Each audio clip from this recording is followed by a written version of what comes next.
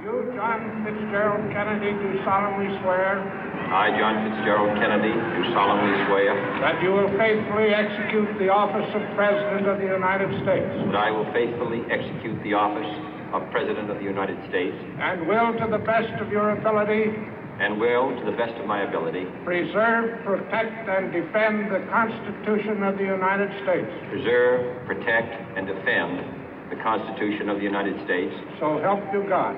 So help me God.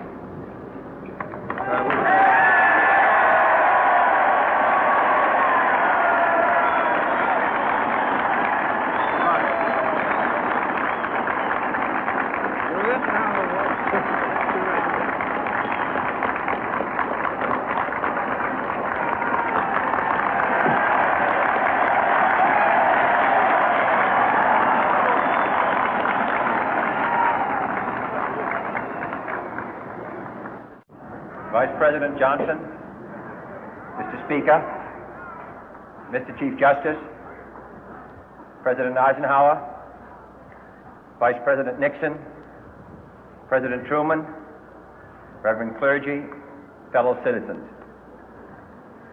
We observe today not a victory of party, but a celebration of freedom, symbolizing an end as well as a beginning, signifying renewal as well as change.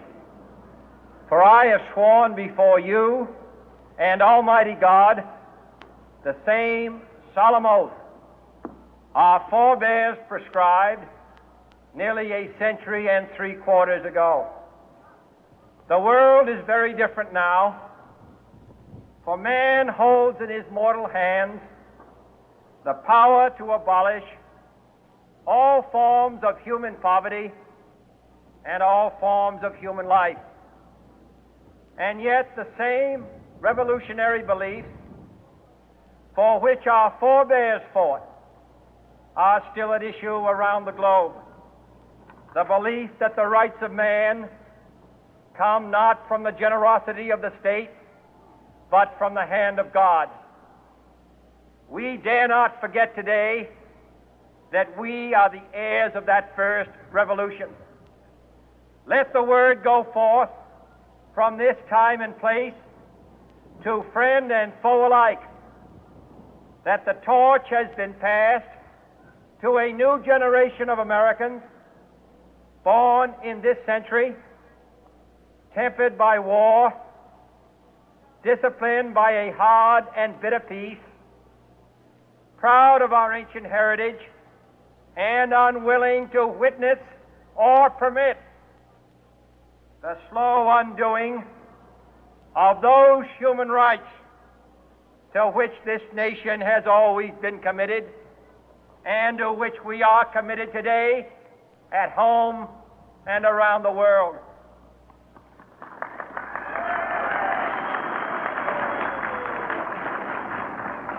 Let every nation know, whether it wishes us well or ill, that we shall pay any price, bear any burden, meet any hardship, support any friend, oppose any foe to assure the survival and the success of liberty.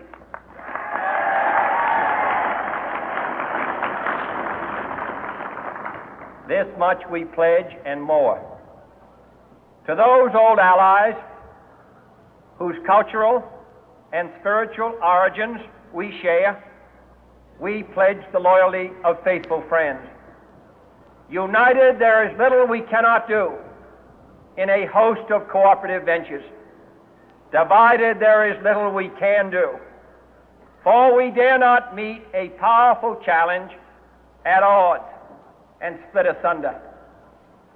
To those new states whom we welcome to the ranks of the free, we pledge our word that one form of colonial control shall not have passed away, merely to be replaced by a far more iron tyranny. We shall not always expect to find them supporting our view, but we shall always hope to find them strongly supporting their own freedom, and to remember that in the past, those who foolishly sought power by riding the back of the tiger ended up inside.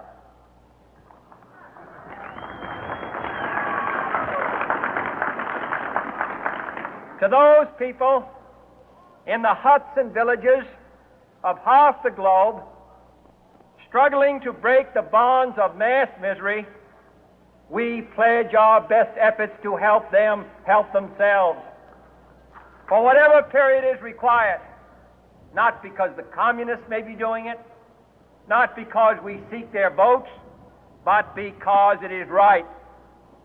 If a free society cannot help the many who are poor, it cannot save the few who are rich.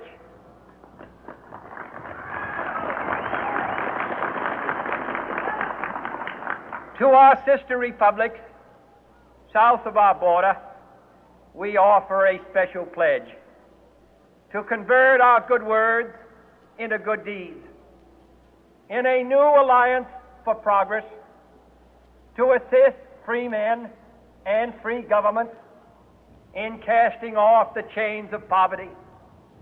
But this peaceful revolution of hope cannot become the prey of hostile powers. Let all our neighbors know that we shall join with them to oppose aggression or subversion anywhere in the Americas. And let every other power know that this hemisphere intends to remain the master of its own house.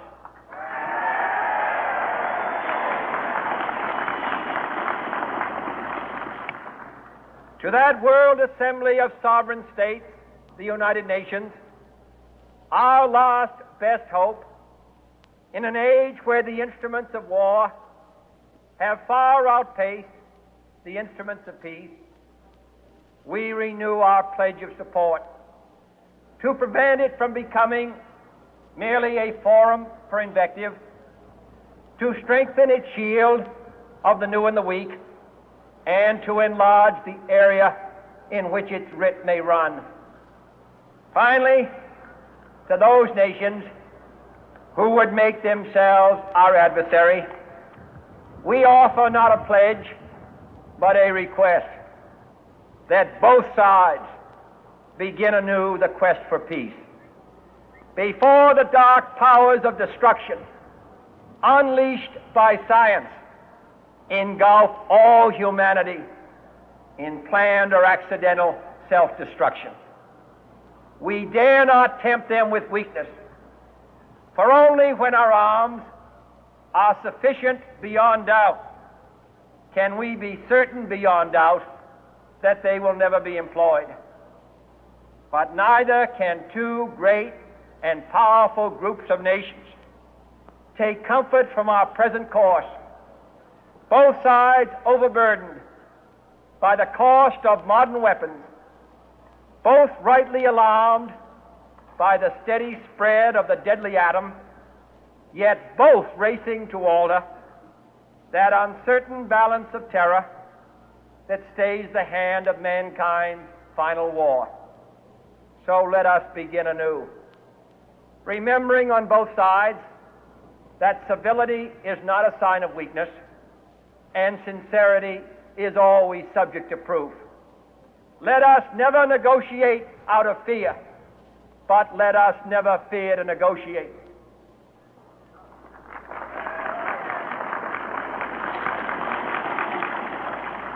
Let both sides explore what problems unite us, instead of belaboring those problems which divide us. Let both sides, for the first time, formulate serious and precise proposals for the inspection and control of arms, and bring the absolute power to destroy other nations under the absolute control of all nations.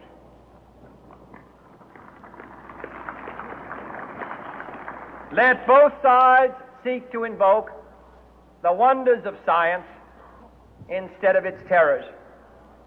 Together, let us explore the stars, conquer the deserts, eradicate disease, tap the ocean depth, and encourage the arts and commerce. Let both sides unite to heed in all corners of the earth the command of Isaiah to undo the heavy burden and let the oppressed go free. And if a beachhead of cooperation may push back the jungle of suspicion, let both sides join in creating a new endeavor, not a new balance of power, but a new world of law, where the strong are just and the weak secure and the peace preserved. All this will not be finished in the first 100 days, nor will it be finished in the first 1,000 days, nor in the life of this administration, nor even perhaps in our lifetime on this planet. But let us begin.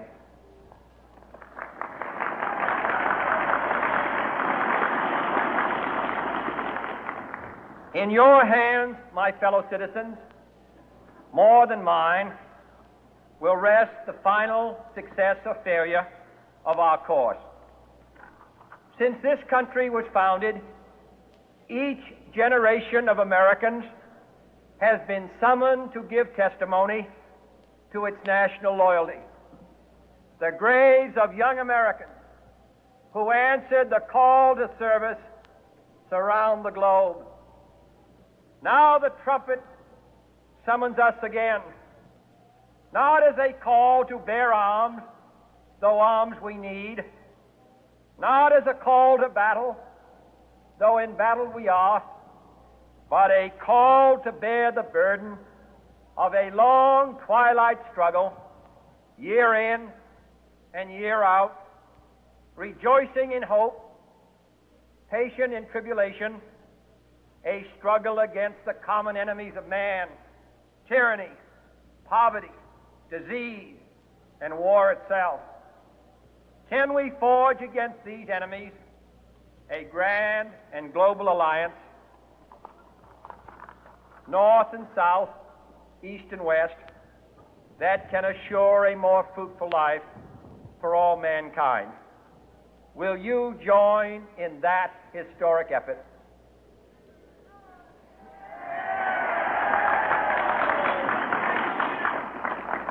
In the long history of the world, only a few generations have been granted the role of defending freedom in its hour of maximum danger.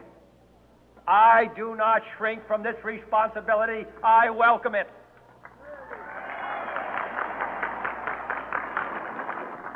I do not believe that any of us would exchange places with any other people or any other generation. The energy, the faith, the devotion which we bring to this endeavor will light our country and all who serve it. And the glow from that fire can truly light the world. And so, my fellow Americans, ask not what your country can do for you. Ask what you can do for your country.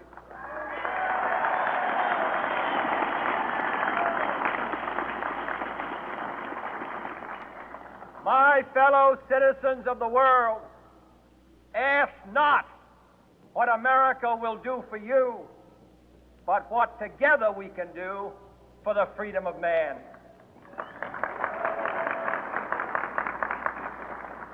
Finally, whether you are citizens of America or citizens of the world, ask of us here the same high standards of strength and sacrifice which we ask of you.